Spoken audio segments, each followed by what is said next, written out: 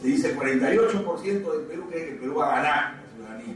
Pero hay un gran porcentaje, creo que el 32, tanto que lo que cree, perdón, el 70 y tanto por ciento cree que lo importante es que se va a resolver el problema de una vez con el fallo. Por favor, si nosotros hemos presentado una denuncia, es porque nos están apropiando indebidamente. Entonces el mensaje que tenemos que vender es que confiamos en que el Tribunal de la Haya le haga justicia al Perú. Imagínense, los jueces son de carne y hueso. Si yo me presento ante el juez y le digo, no señor juez, mire, no hay ningún problema, usted falle como usted desea, aquí no hay ningún problema. Entonces, ¿qué cosa puede pasar? Repito, los jueces, por más que sean europeos, sean de donde sean, de la Antártida, del Atlántico, donde se quiera, ¿no? Son de carne y hueso. Entonces, ¿qué cosa ocurre? El juez la ve fácil, se la estamos poniendo muy fácil, como decimos en criollo, ¿no? Mientras nosotros sí puede haber peligro de guerra, puede haber esto, nosotros defenderemos hasta el final, nosotros estamos en el plan de decir no importa. O sea, estamos denunciando al ladrón, pero sin embargo no nos interesa lo que salga. Más aún se llega a decir barbaridades que tenemos que sacárnoslas del cerebro porque nos las están vendiendo, ¿no? Que dicen, nadie gana ni pierde. Por favor, el Perú jamás ganaría, lo que sería es recuperar lo que se le está quitando. Lo otro sería perder ya con un título oficial, la pérdida nada más, no se puede hacer nada, ¿correcto? Pero entendamos eso. Aquí no se trata de ganar, es decir, en el sentido que vamos a obtener algo por encima de nuestras pretensiones. Se trata de recuperar lo que indebidamente se nos está quitando por indolencia nuestra, por falla nuestra, pero que tenemos la razón jurídicamente, que esa es otra cosa, ¿correcto? Siguiente episodio. C. Por el Tratado de Paz y Amistad entre las repúblicas del Perú y Chile, denominado de Ancón, de 20 de octubre de 1883, cedimos el departamento de Tarapacá. Asimismo, se le entregó las provincias de Tacna y Arica por 10 años. Expirado dicho plazo, un plebiscito decidiría en votación popular si el territorio de las referidas provincias quedaba definitivamente del dominio y soberanía de Chile o si continuaba formando parte del territorio peruano. El país que lograra vencer pagaría al perdedor la cantidad de 10 millones de pesos. Porras Barrenechea afirma: el plebiscito resultó irrealizable en la práctica por los actos de fuerza cometidos por las autoridades y policías chilenos en contra de los votantes peruanos. El general Lassiter, presidente de la comisión plebiscitaria, declaró entonces la impracticabilidad del plebiscito por culpa de Chile. El resto de la historia es harto conocida y culminó dando Arica a los chilenos mediante el Tratado de Lima de 3 de junio de 1929. Miren, aquí quiero detenerme yo en lo que ha sido una infamia cometida más o menos en junio o en julio del 2011, cuando el presidente García dejaba el gobierno. Miren, la historia ha señalado, y hasta ahora no ha habido pruebas para demostrar lo contrario, que el general Miguel Iglesias fue un traidor a la patria. Fue el mayor enemigo que tuvo el mariscal Cáceres. Correcto. Pues el general que era considerado traidor, sus restos fueron trasladados a la cripta de los héroes, mediante una resolución suprema con una serie de informes de autoridades que se prestaron para esto, que no son nada convincentes. Inclusive la que debía dar la opinión que podía ser definitiva, que era vinculada a los institutos militares, decía lo siguiente, que ese era un problema político y que no debía pronunciarse por la conducta, o sea, no se oponía, ¿no? Entonces, esos restos han sido trasladados a la cripta de los héroes, reposan junto al mariscal Cáceres, junto a la esposa del mariscal Cáceres, ¿no? Entonces yo le digo una cosa, eso no es buscar amistad sincera. La amistad sincera se hace sobre bases sólidas, no mintiendo, no engañando a la gente, no tergiversando a la historia. Y en esto cito a este gran historiador que mencioné hace un rato, el gran profesor universitario, maestro de maestros, el doctor Juan Vicente Ugarte Espino, cuando dice: la historia del Perú ha sido traicionada. Y es verdad, muchas veces ha sido traicionada. Y en eso ustedes, los jóvenes, miren, tienen francamente una responsabilidad tremenda.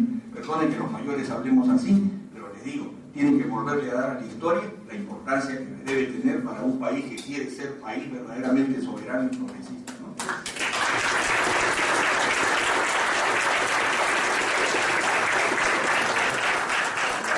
Octavo episodio. El 31 de enero de 1995, en pleno conflicto del Alto Cenepe entre Perú y Ecuador, Chile materializaba su venta con la entrega de armas a este último. No solo el desleal vecino del sur violentaba con ello prohibiciones impuestas por la Organización de las Naciones Unidas, sino algo más repulsivo. El país que cometía esta felonía es uno de los garantes del protocolo de paz, amistad y límites del Río de Janeiro, suscrito por el Perú y Ecuador en 1942. Imagínense, qué tal garante. Algo que solo mencionaremos, ¿no?, que es el frecuente flagelo del espionaje. He querido incluirlo en este punto para no explayarme demasiado, pero miren, los casos de espionaje, inclusive hasta se jactan de eso. Hay una famosa novela de Inostroza, que es un novelista, un historiador chileno, ¿no?, que se llama Adiós al séptimo de línea, o La frontera en llamas, ¿no? Y cómo empieza la novela, con una señora que se llamaba Leonor Latorre, que era la espía que en el Perú, ¿no?, le sacaba información a algún general por ahí, ¿no?, y la pasaba a Chile, ¿no? Entonces ellos mismos se jactan de tener un personaje muy importante en la novela, ¿no?, que yo me imagino que cualquier coincidencia con la realidad es realidad y es verdad. No es en este caso, como dice, cualquier parecido de simple semejanza y nada más, ¿no? Yo creo que en este caso es realidad. Pero miren, se jactan hasta de eso. Y tenemos pues gente en la cárcel todavía por cuestión de espionaje. Eso que se conocen algunas cosas, no conocemos muy a fondo, pero a cada rato y constantemente se produce esa situación. Cosa que no ocurre con nosotros. El espionaje no es en realidad, miren, una característica o una cualidad peruana, sí que se puede hablar de cualidad en este sentido de la defensa, ¿no?, entre posibles ofensivas. Al contrario, es una vergüenza, más aún cuando se está hablando, ¿no?, y yo escucho a la ministra actual decir que somos un ejemplo de integración con Chile. Miren, a otro con esa mentira, porque la integración no se hace así. Yo aquí pongo un ejemplo, ¿no?, lo que le decía hace un rato. No tengo un vecino que sé que es mala persona, pero es mi vecino, no puedo desaparecerlo al vecino. Entonces voy a tener que coexistir con vecino al lado. Pero si el día de mañana voy a tener que salir, va a venir mi hijo y tengo que dejar la llave, no voy a ser tan tonto, ¿no?, de dejarle la llave a mi vecino. Sé que con ese vecino no confío. Repito, voy a tener que soportarlo, pero sabiendo, y de repente van a haber cosas que van a hacerse común, más aún si uno vive en un edificio, ¿correcto? Pero sabiendo que esa persona pues, no es de confianza, ¿no? Entonces, esa es la idea. No se trata de interrumpir el comercio, de interrumpir una serie de situaciones, pero hablar de amistad, todo en realidad es engañar al pueblo. Yo lo veo al menos así. Siguiente episodio.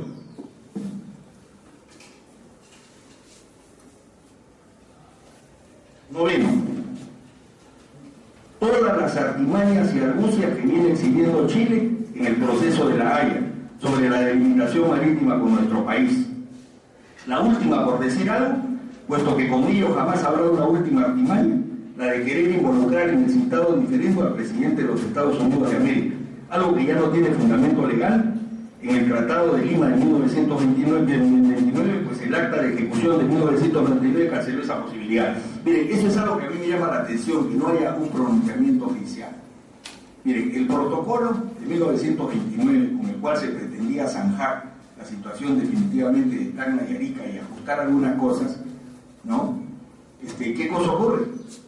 Señalaba la posibilidad de que en caso que no hubiera entendimiento entre Perú y Chile, se debía apelar y se ponía como un mandato al presidente de los Estados Unidos para que fuera dirimente en una situación así. Eso lo decía y lo dice el Tratado de 1929, Protocolo de Lima, ¿no? Bueno, muy bien, pero ¿qué cosa ocurre?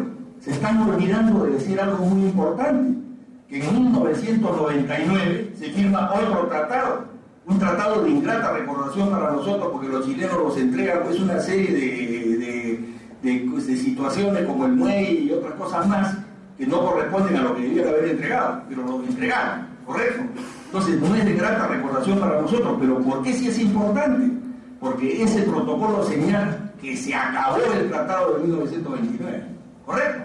Entonces, lo cual no significa que Chile, si está alegando verdaderamente el problema del delito número 1, que es un problema terrestre, que por lo demás no tocaría verlo a la Corte, aunque indirectamente sí, porque tiene que ver con la proyección marítima, ¿no?